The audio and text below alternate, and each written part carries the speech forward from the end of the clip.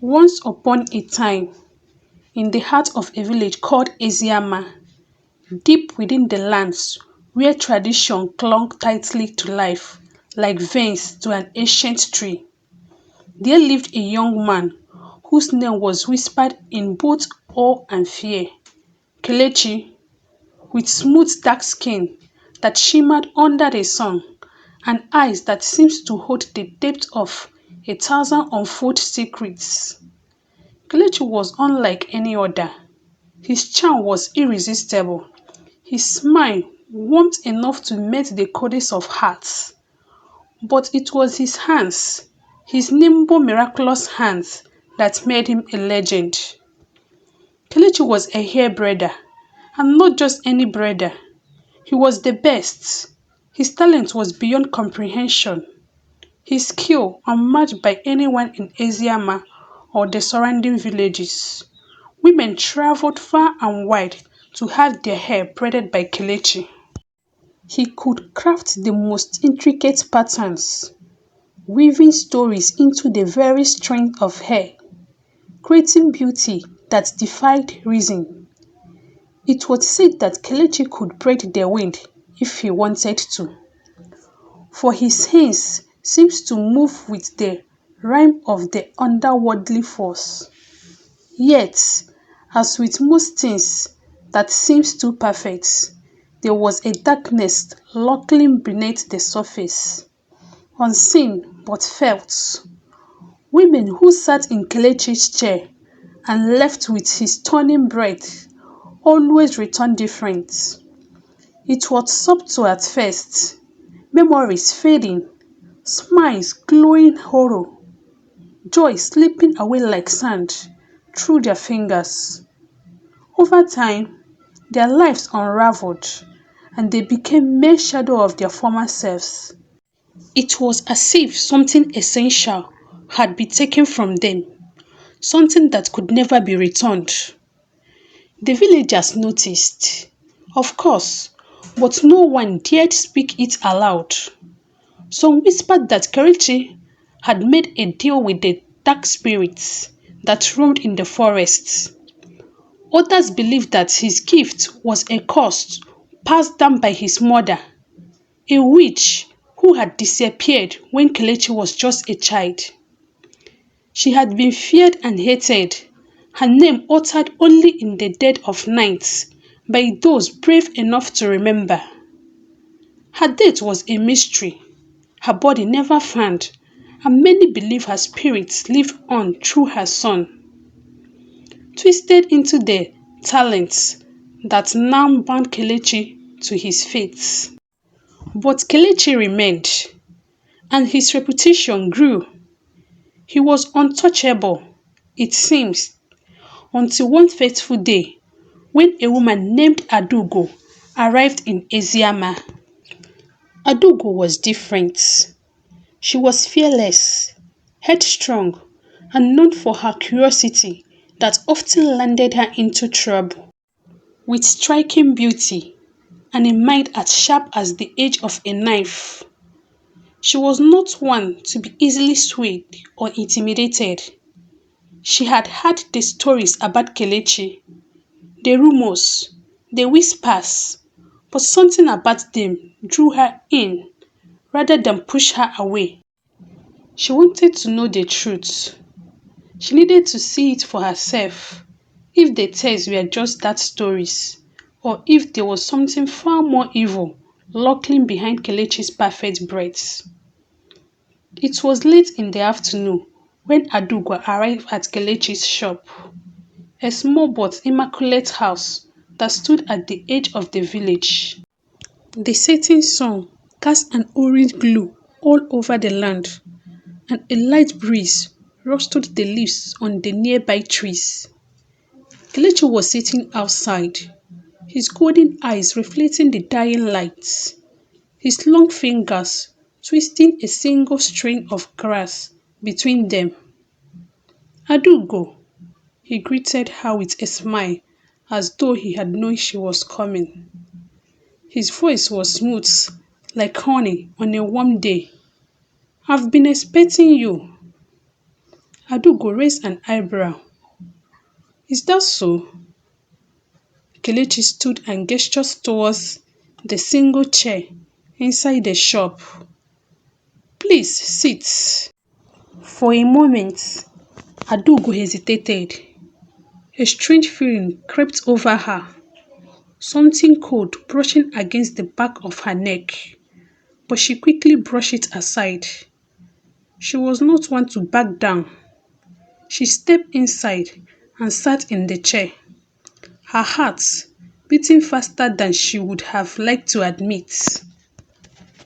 Kelechi stood behind her, his fingers already moving through her hair.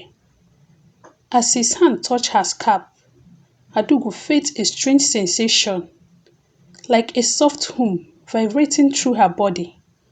It was almost soothing and yet unnerving. I've heard the stories about you, Adugo said, her voice steady, though her pulse quickened. About the women who live here and lose themselves. Kelechi chuckled, his fingers weaving through her hair with practice ease. Stories are just stories. Adugo, people are always afraid of what they don't understand. Adugo narrowed her eyes, watching his reflection in the small mirror before her. His face was calm, serene, but there was something in his eyes, something dark and ancient. What don't they understand, Kelechi? He paused, his hands stilling for a fraction of a second before continuing. They don't understand the cost of beauty. Everything in the world has a price. Adugo's heart skipped a beat. What price? Kelechi leaned closer, his voice a whisper. The soul. A chill ran down Adugo's spine, but she remained still, her mind racing. Was this it? Was this the truth behind the tale? As Kelechi's finger continued their walk, she felt the pull of something dark, something that wasn't quite natural. It was as if each braid he wove onto her hair was siphoning something from her strength, her essence. But Adugo was no ordinary woman. She had prepared for this. Before coming to Eziama, she had sought counsel from an old priestess in a neighboring village. The priestess had warned her of Kelechi's power, of the curse that bound him to his craft. But she had also given Adugo a charm, a small, unseemly, insignificant piece of food carved with ancient symbols, which Adugo now clutched tightly in her hand. As Kelechi's finger continued to weave Adugo felt the pull intensify. Her vision blurred, her mind glowing heavily. But she held onto the charm, murmuring the words the priestess had taught her. Slowly, the fog in her mind began to lift, and the darkness that surrounded Kelechi became clearer. Adugo gasped as she saw it, a shadow, a ghostly figure hovering behind Kelechi, its hands intertwined with his, guiding his every movement. It was a spirit, ancient and malevolent, feeding off the lives of the women who sat in Kelechi's chair. It was this spirit that had cursed him, binding him to its will, forcing him to steal the essence of his clients to sustain its twisted existence. Kelechi, Adugo whispered, her voice trembling. Kelechi's eyes met hers in the mirror, and for the first time, Adugo saw the truth. His golden eyes were filled with sorrow, with pain. He wasn't the villain, he was the victim. I didn't want this, Kelechi said softly, his voice breaking, but it won't let me go. I'm trapped, Adugo, just like you will be. Adugo gripped tighten on the charm, and with a final burst of strength, she recited the last of the priestess incantation. The air around them grew thick, the temperature dropping sharply as the shadow behind Kelechi withered, shouting in agony. With a flash of light, the spirit was ripped from Kelechi. Its hold on him shattered. It let out one final ear-piercing scream before dissolving into nothingness. Kelechi collapsed to the ground, gasping for breath. Adugo stood, her legs shaking, but her heart steady. The curse was broken. She knelt beside Kelechi, who looked up at her with tears-filled eyes. I'm free, he whispered, disbelief washing over him. Yes, Adugo said, her voice soft. You are free now. But as she helped him to his feet, she couldn't shake the feeling that something had been left behind.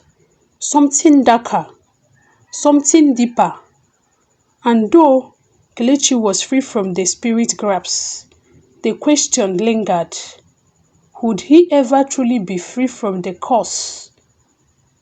Adugo stood outside Kelechi's house. The sun now fully set, leaving the village bathed in the cold glow of twin lights. As she looked back at Kelechi, still shaking but alive, she realized the weight of what had transpired. He had been trapped, not by choice, but by force beyond his control. Yet, despite his pain, the cause had thrived because Kelechi had never sought help. He had allowed his beauty and talent to mask the darkness he carried, drawing others into his misery.